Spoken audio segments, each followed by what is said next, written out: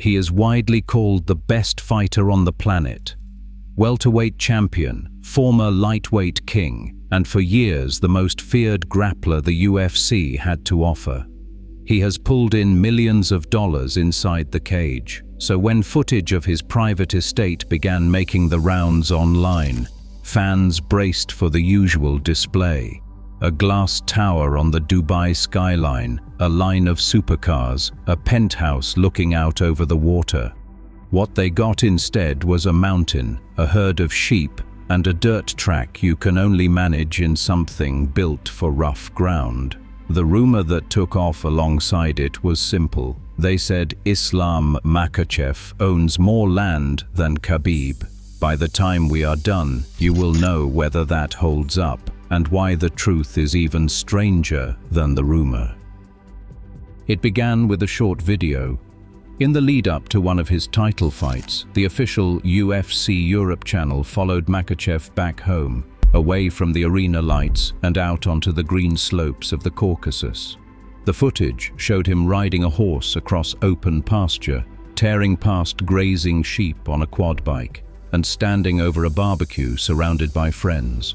No entourage, no cameras pushed into his face, just a calm man on a wide field, a world away from the octagon. What lit the internet up were the numbers people pulled from that tour. Going by the reporting around it, Makhachev keeps close to 1,000 animals on the property. Sheep drifting in a slow tide across the hillside. Horses he rides himself. Even deer along the edges of the land. To anyone scrolling past, it looked like a kingdom. Acres of mountain, 1,000 head of livestock, and a champion standing in the heart of it. The empire label practically applied itself. But a farm and an empire are two different things, and where this farm sits explains nearly all of it. The land lies in a place called Burshi, a tiny village high in the Laksky district of Dagestan, folded into the southern Caucasus in the far south of Russia. This is not some gated estate on the outskirts of a city.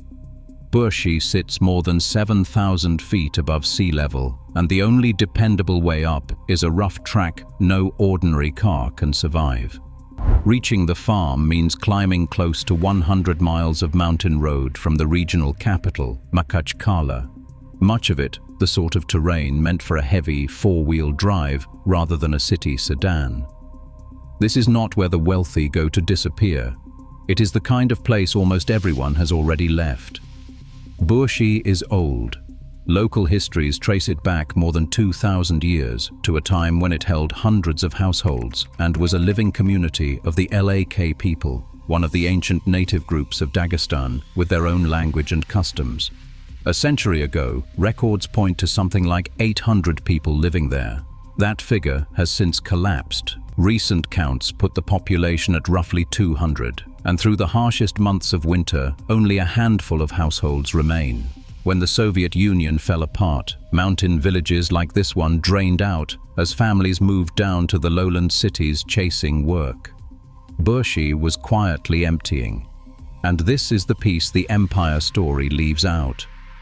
The Makhachev family did not purchase a mountain to show it off. This is simply where they come from. Islam's own father worked this unforgiving land in the Soviet era, growing tomatoes on the collective farms cut into these slopes. When Islam built up the farm in that viral clip, he was not claiming fresh territory. He was funneling his fight earnings back into the very ground his family had worked for generations, in a village that was vanishing before he put it back on the map. He is one of the only reasons the outside world has ever heard the name Burshi at all. So the land is real. What it is not is a billionaire's portfolio. It is a man going home. Which brings us to the money, because the empire claim only stands up if Makhachev is sitting on a mountain of cash. So let us actually open the books. Most independent estimates land his net worth at around $6 million, usually somewhere in the 5 to 7 million range. For a man so often called the best alive, that can sound surprisingly modest, and the reason is straightforward. Almost all of his wealth comes directly from fighting. His larger purses reach into 7 figures once you add win bonuses and pay-per-view points, with a few of his biggest nights clearing $2 million. Around that, he has signed sponsorships that actually fit him, including a faith-based halal investing platform and an energy drink, rather than slapping his face on every logo waving a check. Spending tells the same story as his earnings. The one genuine luxury anyone can point to is a Mercedes G-Wagon, the rugged status symbol that, fittingly, can actually handle the climb up to his village. Past that, it is motorcycles and mountain bikes he rides through the same hills that raised him. No fleet of Lamborghinis, no diamond chains.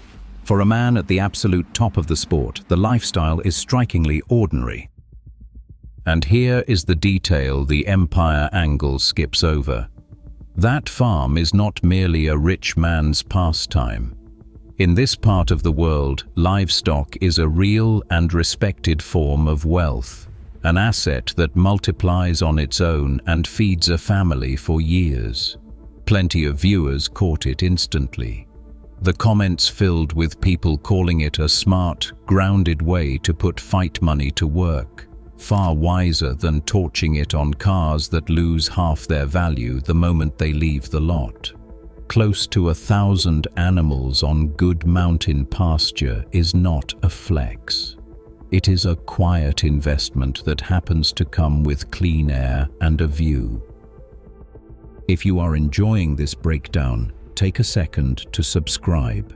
We dig into the real money and the real stories behind the Dagestan fight scene every single week. Now, to the actual claim.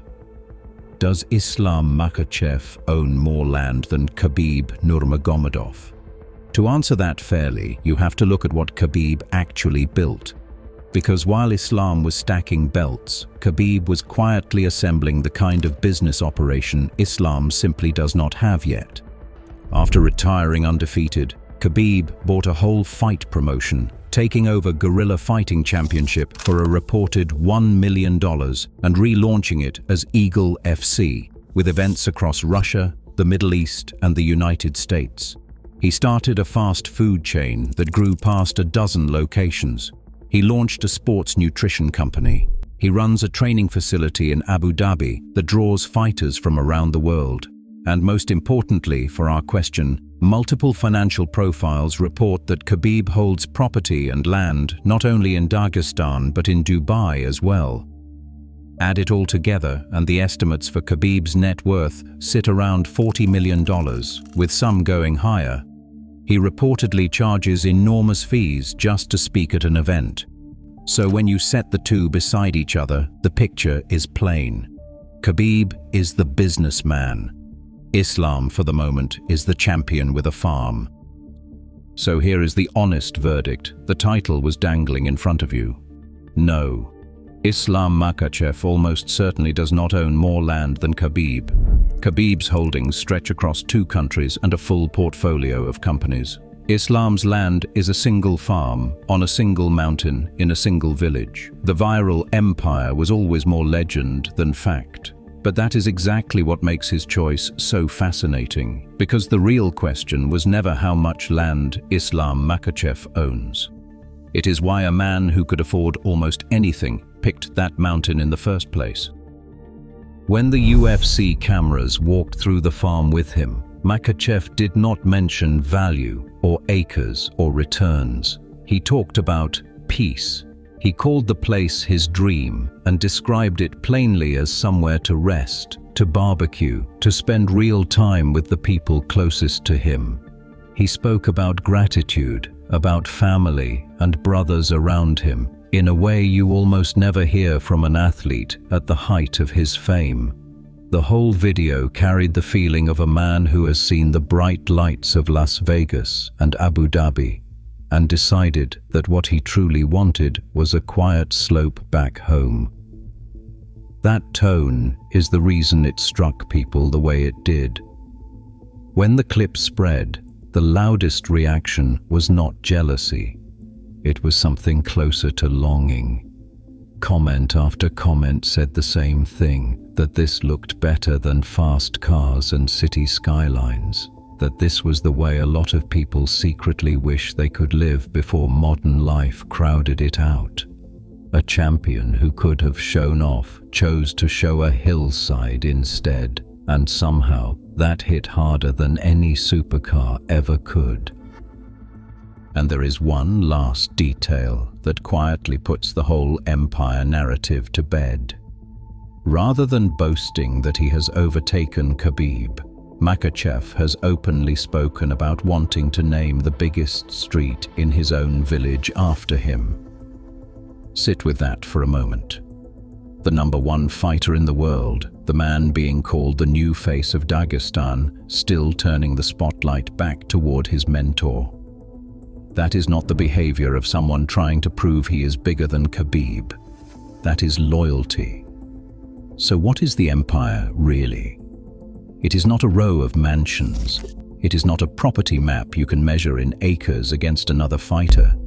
It is a nearly empty village his family never walked away from. 1,000 animals on a slope his father once farmed, and a champion who keeps driving back up that punishing road every time the cage sets him free. The title promised you a land baron. What it delivered was a man who turned prize money into roots. And if you ask me, that is the far better story. So here is the question worth leaving you with. Was pouring his fight money into a quiet mountain farm the smartest move Islam Makhachev ever made? Or would you have chased the mansions and the supercars instead? Drop your answer in the comments because we read them. And if you want more real stories from the world of fighting, the money, the legacies, and the truth behind the rumors, hit subscribe and stick around. We break down a new one every single week.